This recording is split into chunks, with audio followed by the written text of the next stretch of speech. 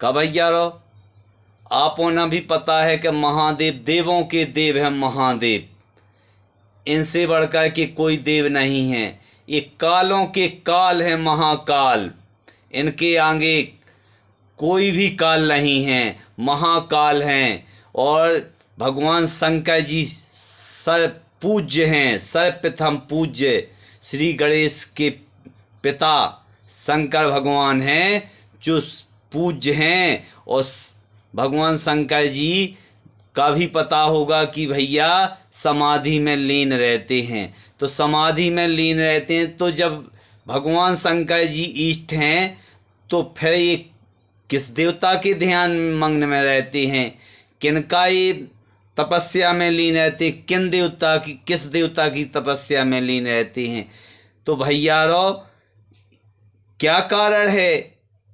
तो आपको जैसे ही पता होगा कि भगवान शंकर जी सदा राम के ध्यान में लीन रहते हैं। राम का नाम उन्हें सबसे अधिक प्रिय लगता है। बिना राम के नाम के बिना भगवान शिव को कभी अच्छा नहीं लगता है। जो व्यक्ति भगवान शिव का ध्यान करता है तथा भगवान श्री राम का भी ध्यान करता है, जो भगवान श्री राम का ध्यान करता है वो भगवान शंकर जी को वो है भक्त सबसे अधिक प्रिय लगता है। और राम के नाम से ही भगवान शिव ने जो जहर का जो प्याला पिया था, जब समुद्र मंथन के समय पे अमृत निकला था और जहर विष भी निकला था, तो अमृत पाने के लिए देवताओं और राक्षसों में पीने के लिए सभी तैयार थे, लेकिन विष के पान करने के लिए कोई भी तैयार नहीं था। तो जब विष पान करने के लिए कोई तैयार नहीं था, और यदि वो विष धरती में डाल देते, कहीं डाल देते, तो इस संसार का नष्ट होना तय था। तो जब सभी देवी देवताओं ने स्तुति की, जब सबकी स्तुति करने के बाद में भगवान शिव से आराधना की, तो भगवान शिव ने राम नाम लेते हुए विष को स्वीकार कर लिया। और जैसे ही भगवान शिव ने राम शब्द को लिया, तो जैसे ही पहले भगवान शिव ने रा शब्द कहा और जैसे ही विष पान किया, पीछे से उन्होंने बाद में माँ कह दिया। दोनों रा और माँ के बीच में जो विष का जो प्रभाव था, भगवान भोलेनाथ के कंठ तक गया विष, और प्रभाव उसका जो राम के नाम में इतनी बड़ी शक्ति थी कि वह प्रभाव भगवान शिव के वहाँ से जो विष का प्रभाव था वो समाप्त हो गया, और भगवान शिव का जो गला है नीला पड़ गया। इसलिए नीले पड़ जाने के कारण भगवान शंकर जी का नाम नीलकंठ भगवान भी पड़ा। बोलो नीलकंठ भगवान की जय। तो इस प्रकार से भगवान शंकर जी का नाम नीलकंठ भगवान पड़ा है। और भगवान शंकर जी के सिर पे गंगा है, इसलिए उन्हें गंगाधर भी कहा जाता है। देवों के देव हैं, और कालों के काल महाकाल हैं। और भगवान राम का नाम जाप करते हैं, और भगवान राम का जो भजन करता है, तो वो शंकर जी को सबसे अधिक प्रिय भक्त लगता है। और भगवान श्री राम जी के लिए भी यही है। भगवान श्री राम कहते हैं कि जो शंकर जी की भक्ति, जो भक्त शंकर जी की भक्ति करता है, वह भक्त मुझे प्राणों से अधिक प्रिय है। वह भक्त हमें मेरे मन में दिल में बसता है। और ऐसे भक्त के लिए हम सबसे अधिक चाह रखते हैं। और ऐसे भक्तों की संसार में जय जयकार होती है, जो भगवान शिव की। और अगर जो भक्त भगवान मेरी आराधना करता है और भगवान शिव का विद्रोह करता है, वह भक्त कभी भी मुझे सपने तक में निभाता है। इसलिए भगवान शिव और राम में अटूट प्रेम है। दोनों ब्रह्म के रूप हैं, दोनों ब्रह्म के रूप हैं, दोनों शक्ति एक है और वे एक दूसरे के को नमन करते हैं। वे शंकर जी श्री राम के लिए नमन करते हैं और श्री राम शंकर जी के लिए नमन करते हैं। तो इस प्रकार से इनमें वे उन्हें भगवान कहते हैं, भगवान शंकर जी श्री राम के लिए भगवान कहते हैं, श्री राम भगवान शंकर जी के लिए भगवान कहते हैं। तो शंकर जी के लिए जो भगवान राम का नाम लेता है वो शंकर जी के लिए सबसे अधिक प्रिय भक्त होता है। शंकर जी भगवान राम का जो राम का नाम है वो दिन रात जाप करते रहते हैं और भगवान राम का नाम लेने के लिए, भक्ति करने के लिए और भगवान श्री राम की सेवा करने के लिए भगवान शिव ने ही 11वां रुद्र अवतार धारण किया था मारुति का।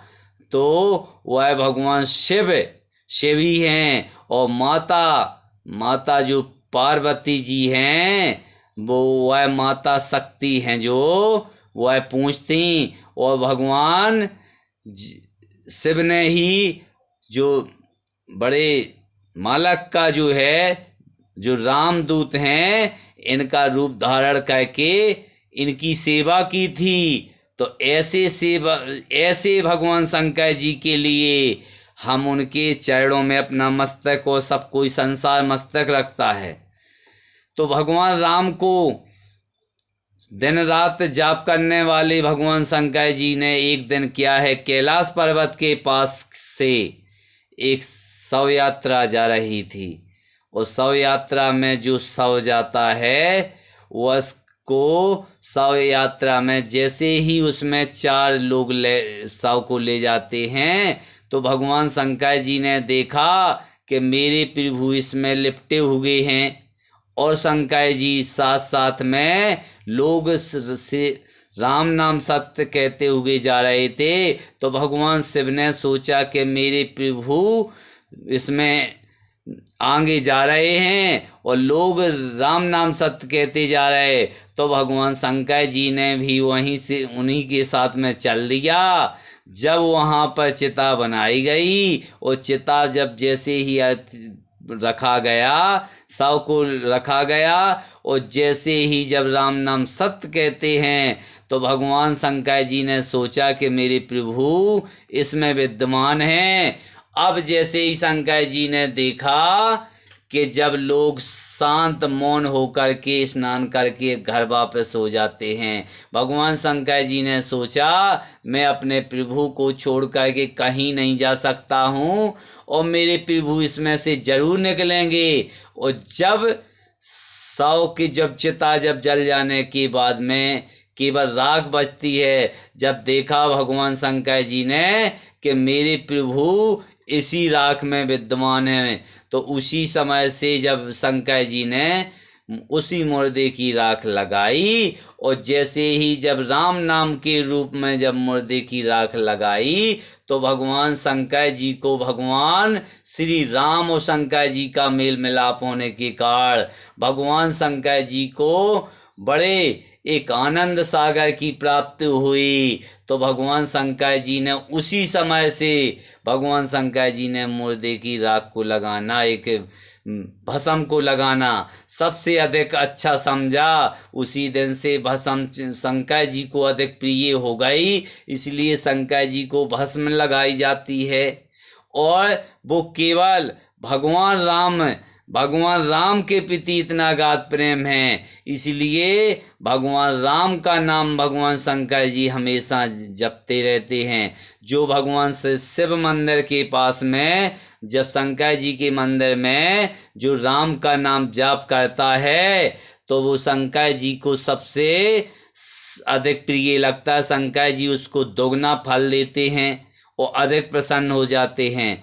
इसी प्रकार से भगवान श्री राम ने भी शंकर जी को ध्यान किया। जब रावण के मारने के लिए जब भगवान श्री राम ने भगवान शिव की शिवलिंग की जो बालू के शिवलिंग बना करके जब उसमें पूजा की थी, तो उस समय पे कहा था कि मुझे शिव के समान हमें कोई भी दूजा नहीं है। शिव के समान मुझे, जो शंकर जी का भक्त है वह मेरा भी भक्त है, और जो शिव जी का विद्रोह करता है वह भक्त मुझे कभी सपने में नहीं भा सकता है। और शंकर जी की पूजा पाठ की, और शंकर जी ने भी वरदान दिया कि जाओ तुम्हें विजय प्राप्त होगी। और इसलिए जब भगवान श्री राम और रावण का युद्ध हुआ, तो भगवान श्री राम ने जब 31वां बाण मारा, अग्नि बाण,